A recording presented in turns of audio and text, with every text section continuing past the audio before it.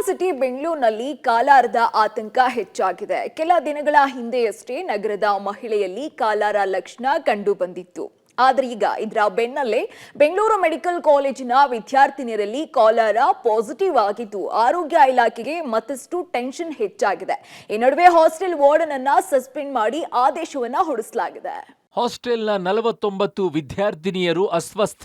2 ವಿದ್ಯಾರ್ಥಿನಿಯರಿಗೆ cholera positive. ನಿನ್ನೆಯಷ್ಟೇ Bengaluru medical ಕಾಲೇಜಿನ ಹಾಸ್ಟೆಲ್ನಲ್ಲಿದ್ದ 47 ವಿದ್ಯಾರ್ಥಿನಿಯರು ಅಸ್ವಸ್ಥಗೊಂಡಿದ್ರು. ಬಳಿಕ ಎಲ್ಲರನ್ನ ವಿಕ್ಟೋರಿಯಾ ಆಸ್ಪತ್ರೆಗೆ ಶಿಫ್ಟ್ ಮಾಡಿ ಚಿಕಿತ್ಸೆಯನ್ನ ನೀಡಲಾಗ್ತಾ ಇದೆ. ಇದಕ್ಕೆ ಮುಖ್ಯ ಕಾರಣ ಅಂದ್ರೆ ಹಾಸ್ಟೆಲ್ನಲ್ಲಿ ನೀಡ್ತಾ ಇದ್ದ ಊಟದಲ್ಲಿ ಹುಳು ಪತ್ತೆಯಾಗಿತ್ತು. ಜೊತೆಗೆ ಕುಡಿಯುವ ನೀರು ಸರಿ ಇಲ್ಲ ಅನ್ನುವ ಆರೋಪ ಕೇಳಿ ಬಂದಿತ್ತು.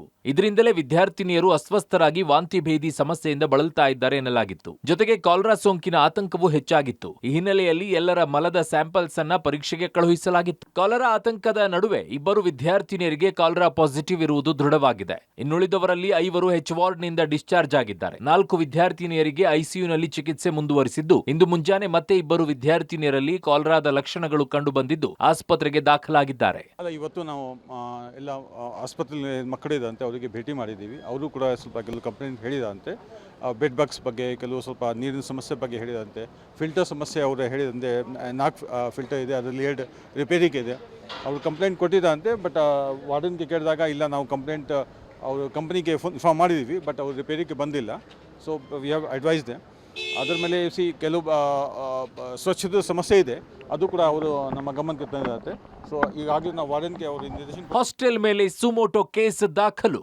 ವಿದ್ಯಾರ್ಥಿನಿಯರನ್ನ ಭೇಟಿಯಾದ ಮಹಿಳಾ ಆಯೋಗದ ಅಧ್ಯಕ್ಷೆ. ವಿಚಾರ ತಿಳಿತಾ ಇದ್ದಂತೆ ಮಹಿಳಾ ಆಯೋಗದ ಅಧ್ಯಕ್ಷೆ ನಾಗಲಕ್ಷ್ಮಿ ಚೌಧರಿ ಇಂದು ವಿಕ್ಟೋರಿಯಾ ಆಸ್ಪತ್ರೆಗೆ ಭೇಟಿ ನೀಡಿ ಅಸ್ವಸ್ಥಗೊಂಡಿದ್ದ ವಿದ್ಯಾರ್ಥಿನಿಯರ ಯೋಗಕ್ಷೇಮವನ್ನ ವಿಚಾರಿಸುವುದರ ಜೊತೆಗೆ ಹಾಸ್ಟೆಲ್ನಲ್ಲಿದ್ದ ಸಮಸ್ಯೆಯನ್ನ ಆಲಿಸಿದ್ರು. ಈ ವೇಳೆ ಊಟದಲ್ಲಿ ಹುಳು ಪತ್ತೆ, ಕುಡಿಯುವ ನೀರಿನ ವ್ಯವಸ್ಥೆ ಇಲ್ಲ, ಬೆಡ್ಗಳಲ್ಲಿ ತಿಗಣೆ ಇವೆ, ಹೀಗೆ ಹಾಸ್ಟೆಲ್ನ ಅವ್ಯವಸ್ಥೆಯ ಬಗ್ಗೆ ವಿದ್ಯಾರ್ಥಿಗಳ ಬಳಿ ಮಾಹಿತಿಯನ್ನ ಪಡೆದರು. ಬಳಿಕ ಖುದ್ದು ತಾವೇ ಹಾಸ್ಟೆಲ್ಗೆ ಭೇಟಿ ನೀಡಿ ಅಲ್ಲಿನ ಅವ್ಯವಸ್ಥೆಯನ್ನ ಪರಿಶೀಲನೆ ನಡೆಸಿದ್ರು. ಇದು ಖಚಿತವಾದ ಬಳಿಕ ಸುಮೋಟೋ ಕೇಸ್ ದಾಖಲಿಸಿದ್ರು. 1 ವಾರದಲ್ಲಿ ಪ್ರಕರಣದ ಸಂಬಂಧ ವರದಿ ನೀಡುವಂತೆ ಆಡಳಿತ ಮಂಡಳಿಗೆ ನೋಟಿಸ್ ನೀಡೋದರ ಜೊತೆಗೆ ಹಾಸ್ಟೆಲ್ನ ಸಮಸ್ಯೆ ಬಗೆಹರಿಸುವಂತೆ ಸೂಚನೆಯನ್ನ ನೀಡಿದ್ರು. ಮೊದಲು ಐಸಿಯು ಅಲ್ಲಿರೋ ಮಕ್ಕಳನ್ನ ನೋಡಿದೆ.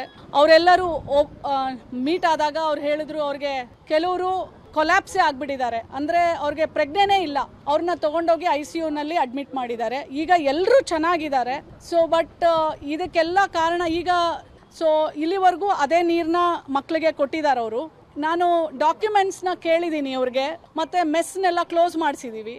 ಊಟದಲ್ಲಿ ಎಲ್ಲದರಲ್ಲೂ ಹುಳ, ತಿಗಣೆ, ಜಿರಳೆ ಇದೆಲ್ಲ ಇದೆ ಅಂತ ಮಕ್ಕಳೆಲ್ಲರೂ ಅವರ ಫೋಟೋಸ್ ಮುಖಾಂತರ ಎಲ್ಲ ತೋರಿಸಿದ್ದಾರೆ, ಹೇಳಿದ್ದಾರೆ ಸಹ. 49 ವಿದ್ಯಾರ್ಥಿನಿಯರಲ್ಲಿ 2 ಕಾಲರಾ ಪಾಸಿಟಿವ್ ಆಗಿದ್ದು, ಇನ್ನೂ ಕೆಲವರ ಪರೀಕ್ಷೆಯ ವರದಿ ಬರಬೇಕಿದೆ. ಸದ್ಯ ಎಲ್ಲರ ಆರೋಗ್ಯದ ಸ್ಥಿತಿ ಸ್ಥಿರವಾಗಿದೆ. ಉಳಿದ ಕೆಲವರ ವರದಿ ನಾಳೆ ಬರಲಿದ್ದು ವೈದ್ಯರಲ್ಲಿ ಮತ್ತಷ್ಟು ಆತಂಕ ಹೆಚ್ಚಿಸಿದೆ. ಇತ್ತ ಹಾಸ್ಟೆಲ್ನ ಅವ್ಯವಸ್ಥೆಯನ್ನ 1 ವಾರದಲ್ಲಿ ಸರಿ ಮಾಡ್ತೀವಿ ಅಂದಿರೋ ಆಡಳಿತ ಮಂಡಳಿ ಏನು ಕ್ರಮ ಕೈಗೊಳ್ಳುತ್ತೆ ಅಂತ ಕಾದ್ ನೋಡಬೇಕಿದೆ. Lokesh, public TV, Bengaluru.